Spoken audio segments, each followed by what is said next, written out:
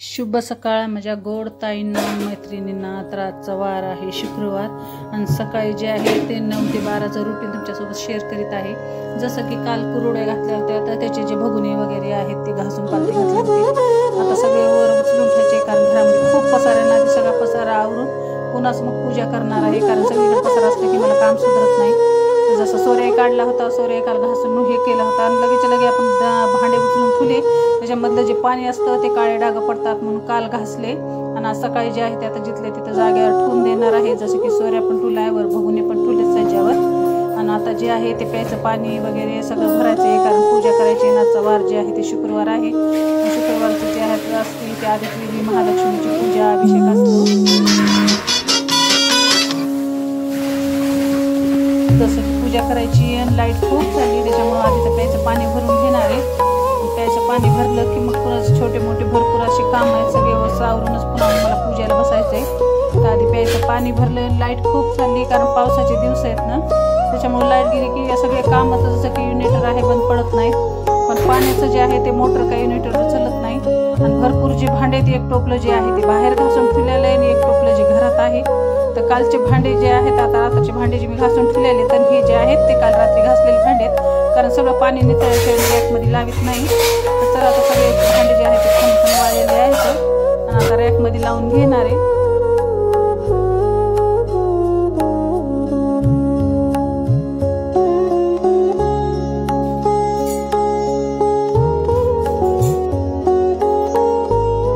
जसं की किचन मधला पसारा जसं की स्वयंपाक करतो तर हे डबा घेऊन तिकडं ठेवतो, ते डबा इकडे घेऊन ठेवतो. तर सकाळी जे आहे ते सगळं व्यवस्थित लावित असते कारण आपल्याला जागची वस्तू जागी ठेवली तर पटकन भेटते स्वयंपाक करताना.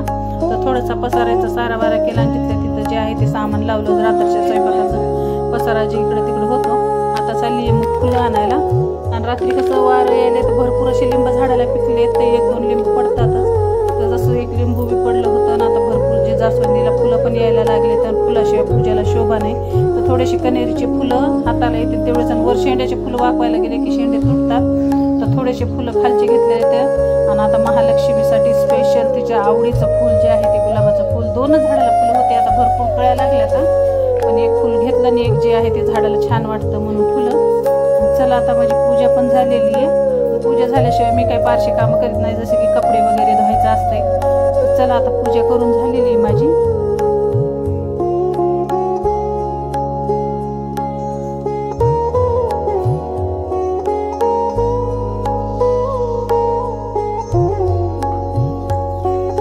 चला मी कपडे पण धुवून घेतले तर घरातले टावेल वगैरे पण वाळू घातले. जसं की कपडे धुवून झाले होते माझे मिस्टरांची ते आंघोळ झाली ते सगळे दुकाने गेलेले कपडे टावेल जे आहे ते तसे ठेवतेत मध्ये. तर आधी तर बाहेर आणून टावेल वाळू घातले आणि कपडे धुवून जे बाहेरच घेतले मी कारण मुलाचे बी मिस्टरांचे बी भरपूर कपडे होते. नॉर्मल कपडे असले तरच मिशनीत धुते. सगळे आज कपडे बाहेर धुवून घेतले. तर ऊन कसं भरपूर पडायले आणि लगेच उन्हामध्ये पाऊस यायला त्याच्यामुळे टेरेसवर काही घातले नाही कपडे.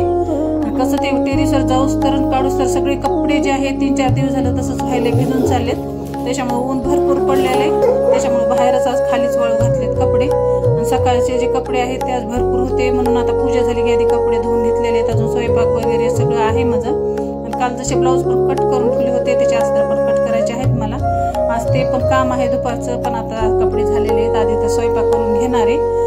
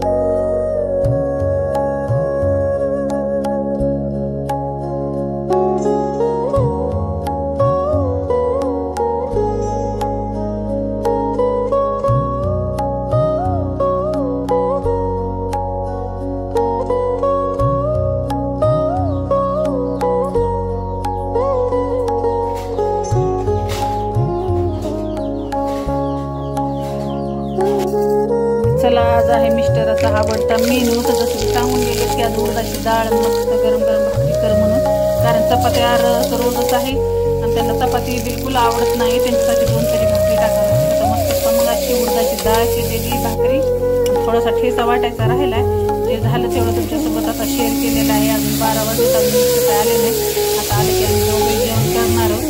आणि तुम्ही पण मस्त सगळेजण या सकाळचं जेवण करायला. गरम गरम मस्त उडदाची डाळ, आपली घरगुती डाळ आहे जसं की घरी बनवलेलीच, आणि भाकरी मस्त केलेल्या आहेत गरम गरम.